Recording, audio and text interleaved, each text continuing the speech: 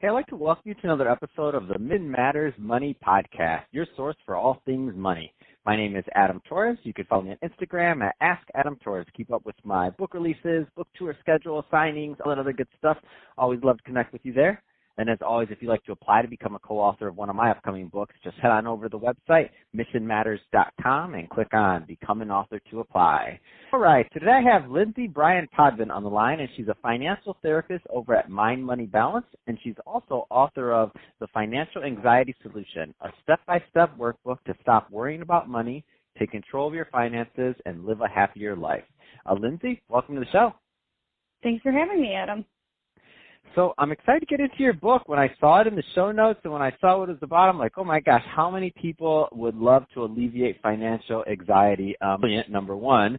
But with your background also, I mean, you're the perfect person to write a book like this. So let's just start off with, to give everybody a feel for your practice. Tell us a little bit more about Mind Money Balance, please.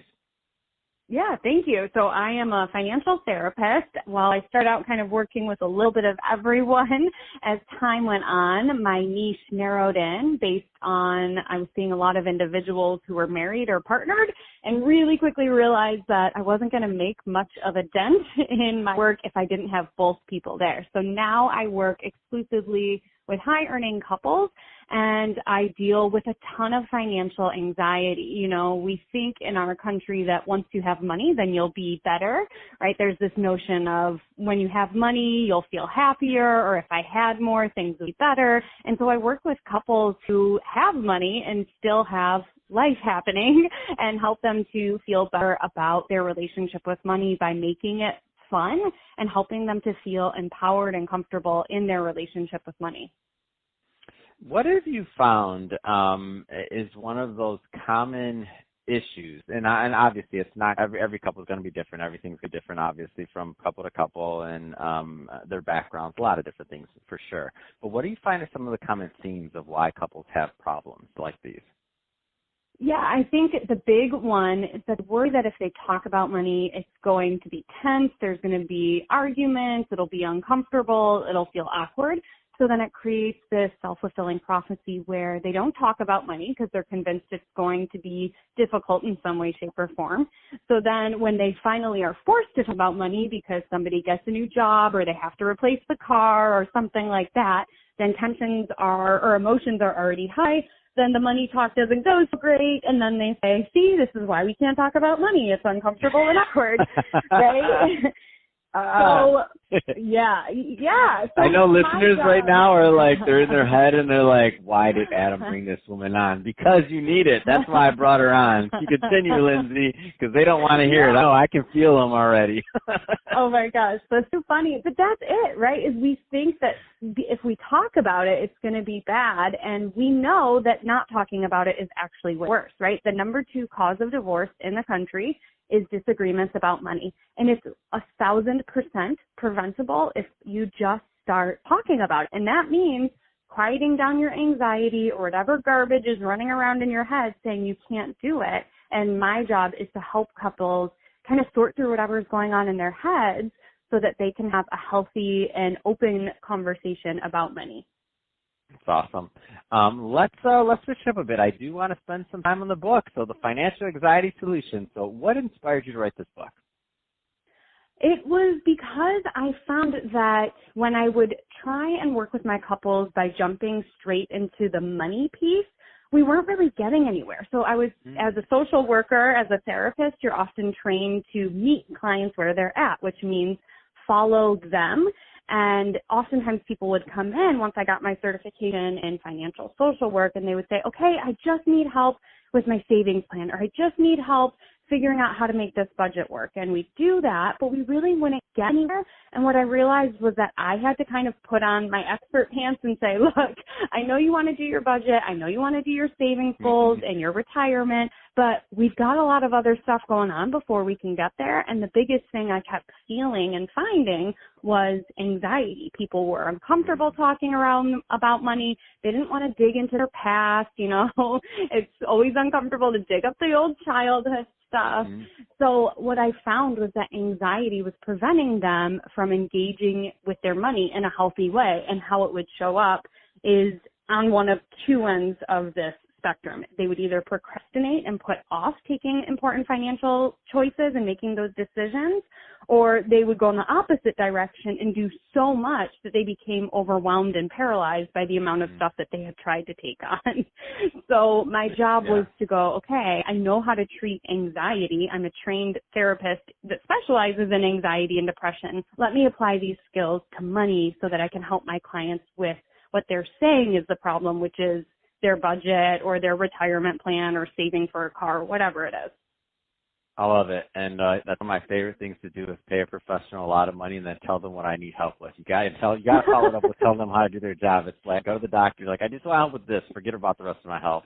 I just want help with this. I don't want all that other stuff. So I love this. You're like, no, I have to, this is what you need. And it's true. It makes sense. It's terrible that we do that. But when you're dealing with high income earners or people that have been, let's just say, successful in other facets of their life, we have the tendency of wanting to project that into things that we don't really know, but we just think we know.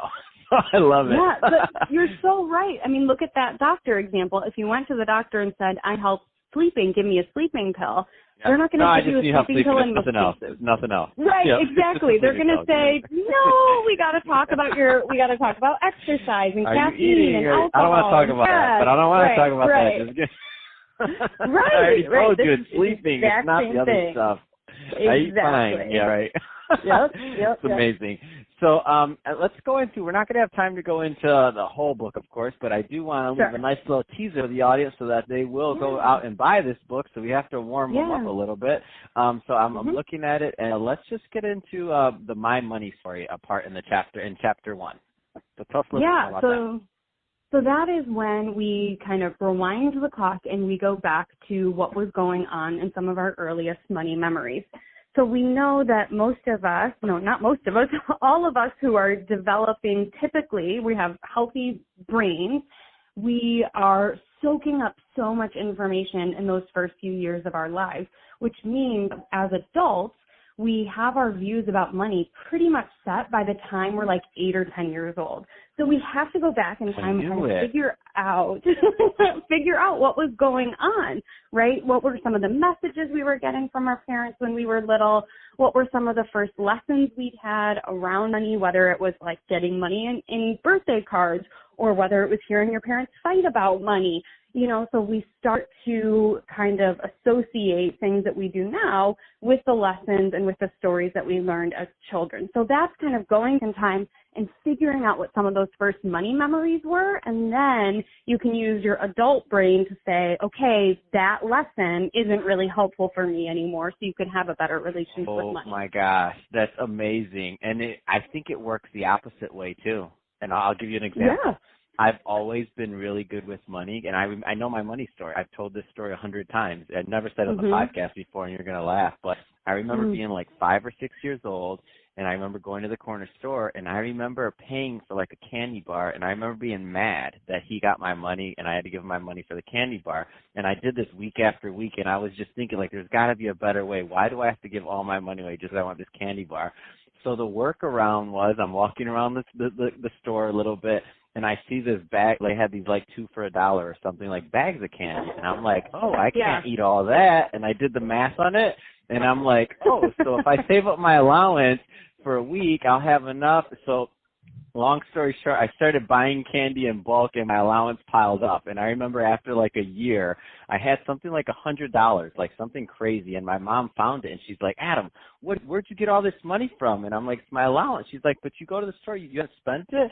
I'm like, well, no, I started buying my candy in bulk. So look, I have all this candy and I have all this money. And she's like, what kid? She's like, what kid are you? Whose kid are you? I don't even know where you came from.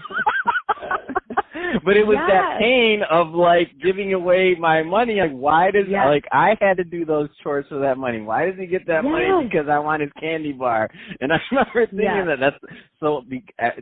Like fast forward, I'm in media now 3 years full time, but or going on 4. But I was an advisor for like 14 years. All I did was invest with money and work with it, and because it made more sense to me than people like from 5. That's funny. Oh my gosh, your money story. The only reason I tell that story is because for the people listening, I would really encourage you to think about what your money story is, that earliest memory of money, and is it the root cause? Because I think it was. Right. I think for a lot of people it may not work right for them. For some people it may have. I don't know, but I think you're definitely spot on. It's really cool. I never heard that before, by the way. So Yeah. hey, I hope we just gave the audience a little bit enough of a teaser to go out and get this book. So that being said, if somebody does want to go pick up the book, or they want to follow you or follow what you're up to, what's the best way for them to connect?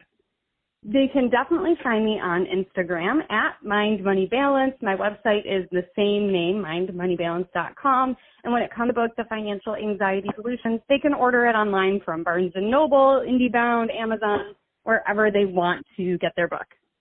That's awesome. Well, hey, Lindsay, Yeah. it's been great having you on the show today. Thank you for coming on, talking about your new book and your practice and how you're helping all of your patients. Awesome stuff there. And to the audience, as always, thank you for tuning in. Hope you had a lot of fun listening to this. We had fun bringing it to you. If you did, don't forget, subscribe to the podcast, leave me a review on the Apple iTunes Store, and if you're watching this on our YouTube channel, Mission Matters Money, don't forget to leave us some comments on there. Let's not let the conversation end here. Let's pick it up in the YouTube community. And Lindsay, thanks again for coming on the show.